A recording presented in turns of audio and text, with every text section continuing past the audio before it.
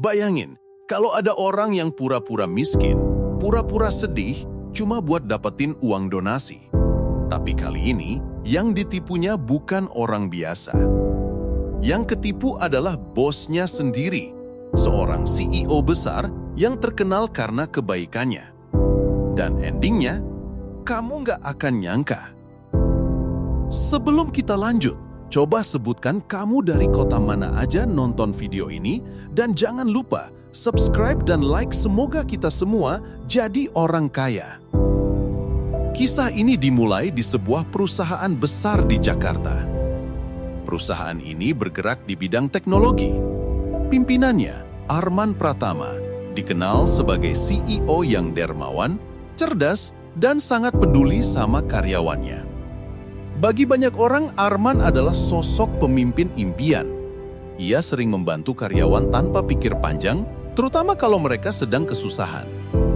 Di kantor itu, semua berjalan normal sampai datang satu nama baru, Rizky Ananda, anak muda berusia 25 tahun. Wajahnya tenang, tutur katanya lembut, sikapnya sopan. Awalnya, semua orang langsung simpatik. Apalagi Rizky sering terlihat murung di sudut pantry sambil menatap layar ponselnya dengan mata merah. Beberapa kali, teman-temannya melihat Rizky seperti habis menangis. Setiap ditanya, jawabannya singkat. "Gak apa-apa, cuma kepikiran keluarga di kampung." Beberapa minggu setelahnya, Rizky mulai bercerita sedikit demi sedikit tentang ibunya yang sakit keras di kampung. Katanya, ibunya kena komplikasi dan butuh biaya operasi sekitar 45 juta rupiah. Semua orang terdiam mendengarnya. Nada suaranya tulus, matanya berkaca-kaca. Tak ada yang curiga. CEO Arman pun langsung bertindak. Ia mengumpulkan karyawan dan berkata, "Kita keluarga besar. Kalau satu orang susah, semua harus bantu." Dalam waktu sehari, seluruh karyawan patungan. Ada yang kasih 100.000, ada yang 1 juta, bahkan ada yang diam-diam transfer lebih. Total uang yang terkumpul 50 juta rupiah. Uang itu diserahkan langsung oleh Arman ke Rizky di ruang rapat. Rizky menangis sambil mencium tangan bosnya. Semua orang terharu, bahkan ada yang menitikkan air mata karena merasa ikut membantu seseorang yang benar-benar butuh. Tapi sejak hari itu, sikap Rizky mulai berubah. Ia mulai sering telat datang, sering izin. Kadang bilang harus bolak-balik rumah sakit. Tapi setiap kali ditanya di rumah sakit mana, jawabannya selalu berubah. Kadang di RS Kencana, kadang di RS Harapan, katanya. Semua percaya, meski mulai ada yang curiga. Hingga satu hari, bagian HRD melihat kejanggalan. Surat keterangan rawat yang dikirim Rizky ternyata hasil editan. Fontnya beda dan tanggalnya nggak sinkron. Mereka mencoba memverifikasi ke rumah sakit, tapi tidak ditemukan nama pasien dengan nama ibunya Rizky. Dari situ, mereka mulai menelusuri lebih dalam. Beberapa minggu kemudian, Satpam kantor melihat Rizky datang sore-sore setelah jam kerja. Ia datang bukan untuk lembur, tapi untuk mengambil paket besar. Paket itu dikirim dari toko online terkenal. Isi paket, sepatu branded, jaket kulit, dan ponsel terbaru. Nama penerimanya, Rizky Ananda. Padahal, ia baru saja menerima donasi beberapa minggu lalu dengan alasan ibunya sakit. Kabar itu sampai ke telinga CEO Arman. Awalnya ia tak mau percaya.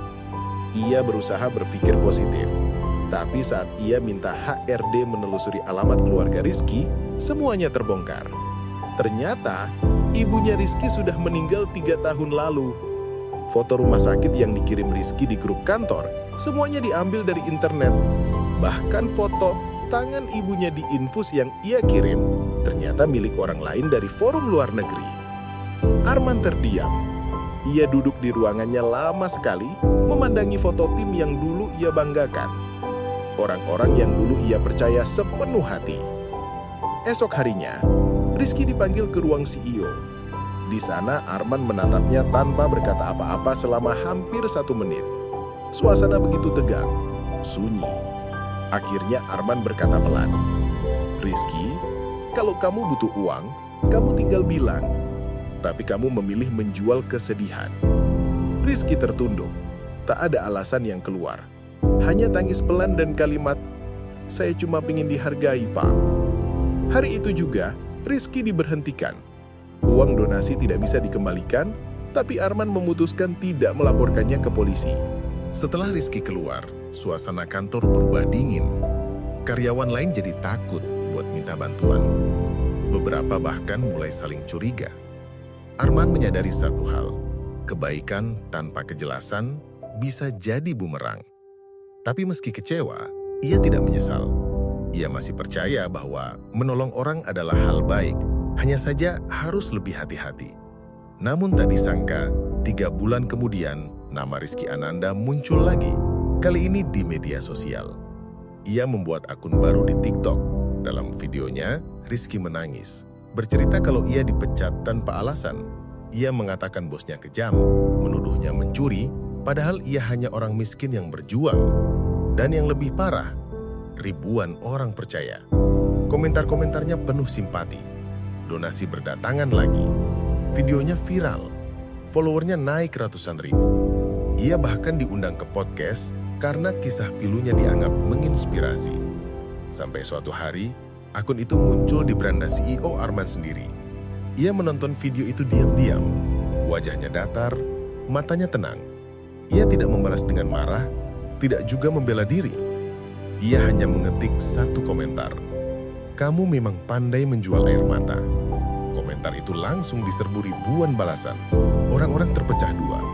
Ada yang membela Rizky, ada yang mulai curiga. Dalam beberapa jam, netizen menemukan kejanggalan di video Rizky. Mulai dari foto lama hingga bukti transfer yang palsu. Akun itu akhirnya hilang dalam semalam. Waktu berlalu, Arman melanjutkan hidup seperti biasa. Ia tidak pernah lagi memberikan donasi tanpa mengecek kebenarannya. Namun setiap kali melihat seseorang menangis di internet, hatinya tetap terasa berat. Beberapa bulan kemudian, sekretaris Arman datang membawakan satu amplop tanpa nama. Isinya uang tunai, 50 juta rupiah, dan selembar kertas bertuliskan, "Untuk ibu yang benar-benar butuh." Tak ada tanda tangan, tak ada nama pengirim. Hanya sebaris tulisan tangan yang samar, dan Arman tahu betul siapa yang menulisnya. Arman tersenyum kecil.